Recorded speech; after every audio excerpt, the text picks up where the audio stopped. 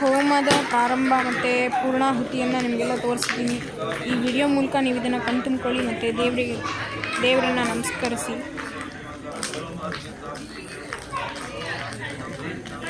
So ಹಾಗೆ ಧನ್ಯವಾದಗಳು. ಈ ವಿಡಿಯೋ ಏನಾದರೂ ನಿಮಗೆ ಇಷ್ಟ ಆಗಿದೆ ಖಂಡಿತ ಲೈಕ್ ಮಾಡಿ, ಇಲ್ಲ ಅಂತಂದರೆ ಡಿಸ್ಲೈಕ್ ಮಾಡಿ. ಮುಂದಿನ ವಿಡಿಯೋದಲ್ಲಿ ಸಿಗ್ತೀನಿ ಅಂತ ಹೇಳ್ತಾ ಈ ವಿಡಿಯೋನ ಮುಗಿಸ್ತಾ ಇದ್ದೀನಿ.